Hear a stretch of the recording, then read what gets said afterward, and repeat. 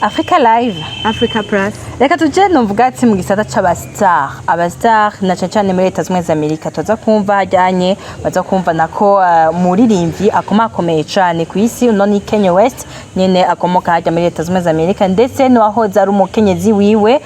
uno n'umunyamideli Kim Kardashian, ndetse akaba n'umukinyi w'amareresi atandukanye. Hagico mumenya ni igihe cyane bakiri kumwe bataravanura. Umunsi umwe Kanye West yarigeze gufungwa. Nkuko ufunzwe ya Leta z'Ubumwe z'Amerika barakwemerera ko ushobora kugira iki gutelefona umuntu umwe gusa. Abenshi roca bibaza kafise umukenyezi, umuntu wa mbere cyo yibaza gutelefona n'umukenyezi siko nice. Ivyo nanyije kuvyumvira voilà. Ariko so ya telefone ico yakoze ahubwo yarabagaye restaurant bamuzanira indya. Nka wewe ari umugabo wawe afunzwe wovyakira gute? Nkanje kuri je no kuri Imana sinovuga ko toca duja direct muri gatanya, ariko je vyombabaza ni gute yoshira urukundo imbere kurusha imfungurwa. We nice uvyumva ivyo bintu birababaje cyane, nibaze yuko nabakobwa bake bo bisiporta dosi kubera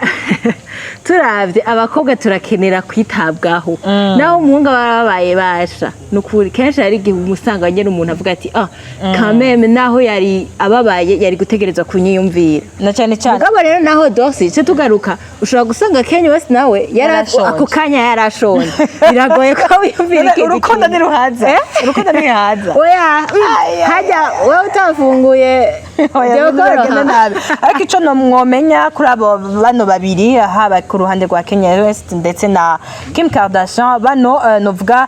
barushinze muri 2014 bagenda gutandukana muri 2022 bakaba bafitaniye abana bane ari aba bakurikira, hariyo North West, hariyo Sun West, hariho Chicago West ndetse na Splam West. Aba cyo nababwira nuko gutandukanya zukuvuga ngo bapfuye amafaranga eka ku ruhande hose vraiment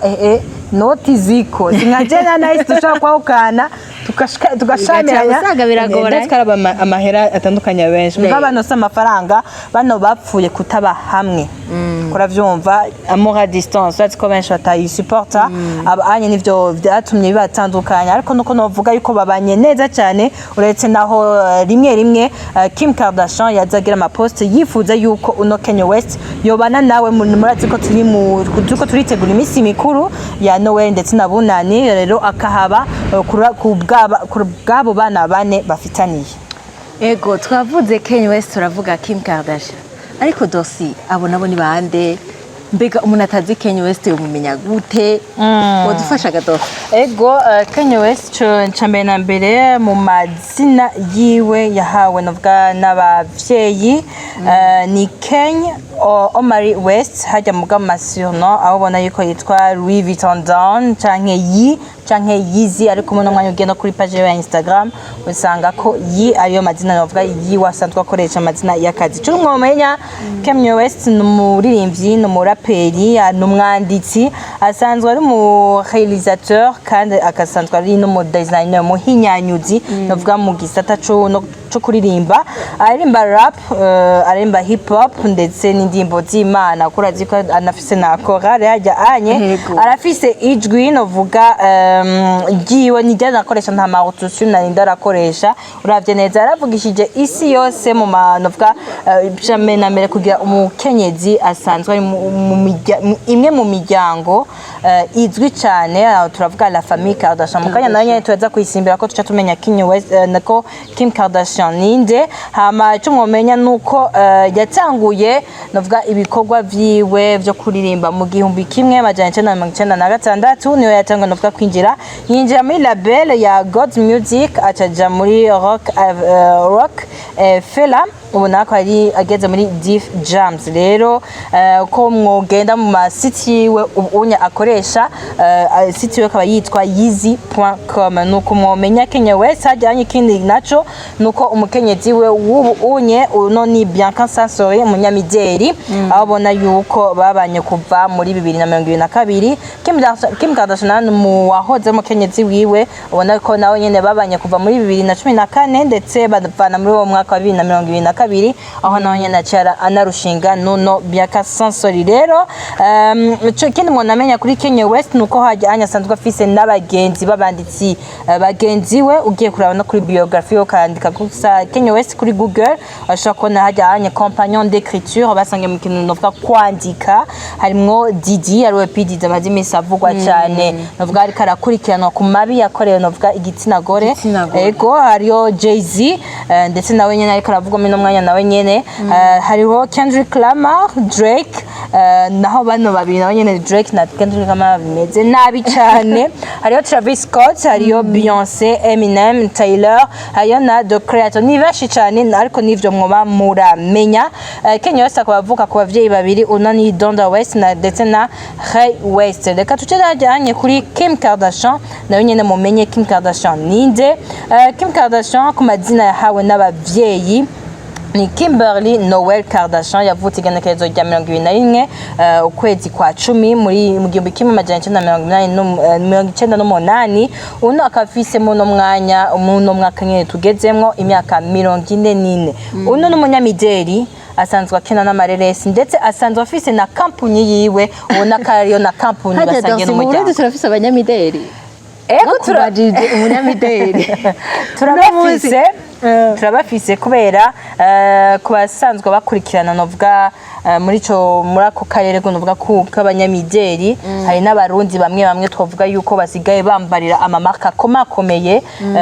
aho rero turavuga Dolce Vita Dolce Gabbana hajya mu Bufaransa turafise n'abagenzi dushimye ko bagira promo ntibaturije ariko ico twamenya nuko ego ico novuga muri urwo ruhande rw'iminyamideli ntibimenyekanye cyane mu Burundi nko hanze biri byari byiza mugana nyene natwe cyo turaba akaranga kacu karabitwemerera ariko nibaza yuko jewe umunyamideli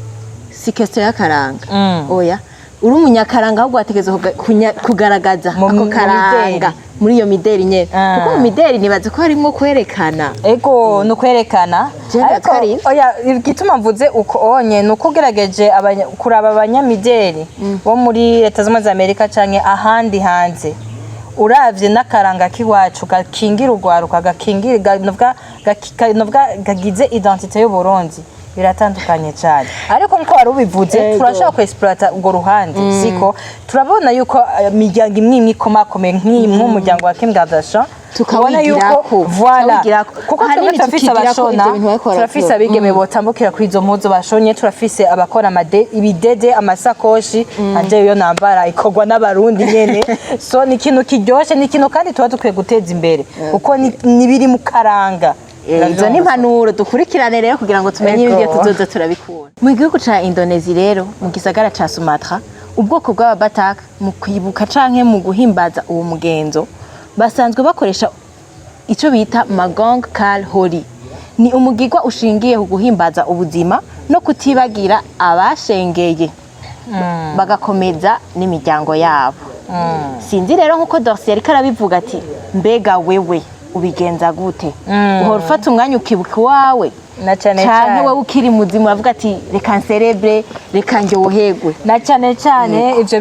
biratangajije aho ni muri Indonesia nuko vyifashe aho iwacu bamwe ndavuga ku byo jemba nibonera